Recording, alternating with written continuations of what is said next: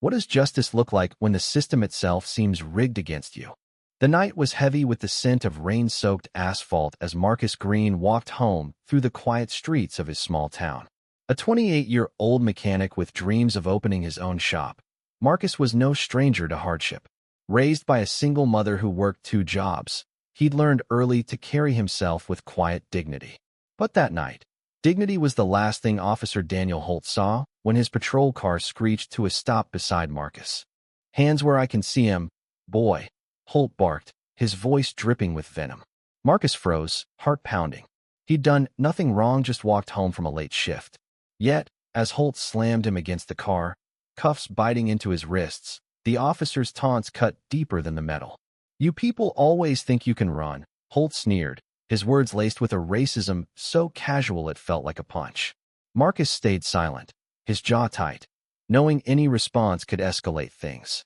The humiliation burned, but he held his head high, even as Holt laughed, mocking his calm as weakness. The arrest was baseless, a vague claim of suspicious behavior. Marcus spent the night in a cold cell, his mind racing. He wasn't just fighting for his freedom. He was fighting the weight of a system that too often saw men like him as threats before they were seen as human. By morning, he was released without charges, but the sting of Holt's words lingered. Marcus could have let it go, could have buried the anger like he'd done so many times before. But something in him snapped not into rage, but into resolve. He wasn't just a victim, he was a man with a voice. Enter Clara Evans, an unexpected ally. A retired civil rights lawyer in her 60s, Clara had been walking her dog that night and witnessed the arrest from across the street. Her sharp eyes caught every detail: Holt's aggression, Marcus's compliance, the ugly words that spilled from the officer's mouth. She approached Marcus the next day, her silver hair framing a face etched with years of fighting injustice. "I saw it all," she said, her voice steady. "And I'm not letting this go." Marcus hesitated. Trust in the system wasn't something he had in abundance, but Clara's fire was contagious. Together, they decided to sue Holt and the department for racial profiling and misconduct. The courtroom was a battlefield. Holt sat smugly, his badge gleaming like a shield. His lawyer painted Marcus as a troublemaker, twisting his late-night walk into something sinister. But Clara was a force. She presented her eyewitness account with precision, her voice trembling not with fear, but with righteous anger. Then came the twist. Clara revealed she'd recorded the incident on her phone.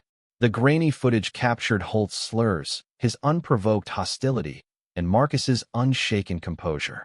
The courtroom gasped as the video played, Holt's face draining of color. The judge's gavel fell silent, but the weight of truth was deafening. Marcus took the stand, his voice steady but raw. He didn't just recount the arrest. He spoke of his mother's sacrifices, his dreams, the countless times he'd swallowed prejudice to survive. "I'm not here for revenge," he said, eyes locking with Holt's. "I'm here so no one else has to feel what I felt." The room felt smaller, the air thicker, as his words landed.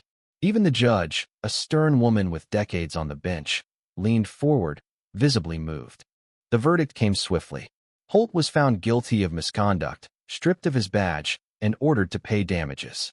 The department faced reforms, spurred by public outcry over the video. But for Marcus, the real victory wasn't in the courtroom, it was in the kids who approached him later, saying they felt braver because of him. Clara, too, found purpose anew, vowing to mentor young lawyers to carry the fight forward. As Marcus walked out of the courthouse, the sun broke through the clouds, warming his face. He wasn't naive. He knew one case wouldn't fix the world. But it was a start.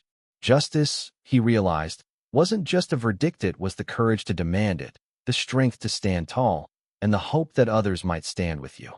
Yindi.